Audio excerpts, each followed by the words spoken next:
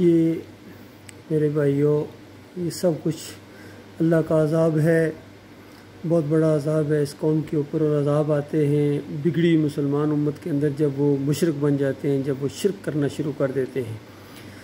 اس شرک کی وجہ سے یہ ساری چیزیں ہو رہی ہیں۔ اللہ تعالیٰ نے پچھلی قوموں کا ذکر کیا ہے کہ کل سیروا فی الارض فانظروا کیف کان عاقبۃ الذین من قبل کان اکثرهم مشرکین، کہ پچھلی قوموں کے اوپر جو کچھ ہوا تھا ان کے اوپر اللہ کے عذاب کے کوڑے برسائے گئے، ان کی اکثریت مشرک بن گئی تھی۔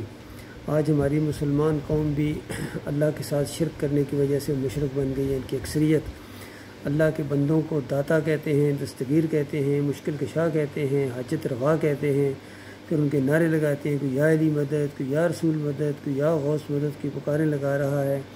کبھی 11ویں ہو رہی ہے، کبھی 12ویں، مزاروں پر چادریں چڑھائی جا رہی ہیں بالکل بتوں کی طرح۔ جس طرح بت ہندوؤں کے نہیں سنتے ہیں، اسی طرح یہ مسلمانوں کے بابے نہیں سنتے ہیں۔ جس طرح وہ ان کے سامنے جا کے چڑھاوے چڑھاتے ہیں اور سمجھتے ہیں کہ یہ ہماری بگڑی بناتے ہیں، یہ کھوٹی کھری کرتے ہیں، اسی طرح یہ مسلمانوں کا بھی یہ عقیدہ بن گیا ہے۔ تو جب شرک کے ساتھ یہ معاملات کیے جائیں تو اللہ کی غضب کا کوڑا حرکت میں آتا ہے۔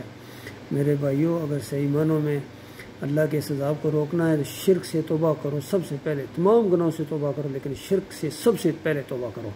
ان مزاروں کو، ان قبروں کو زمین گراؤنڈ کرو، زمین کے برابر کرو۔ اللہ کے نبی صلی اللہ علیہ وآلہ وسلم کی یہی سنت تھی کہ قبروں کو کچا رکھو، ان کے اوپر مزار نہ بناؤ، مجاور من کرنا بیٹھو۔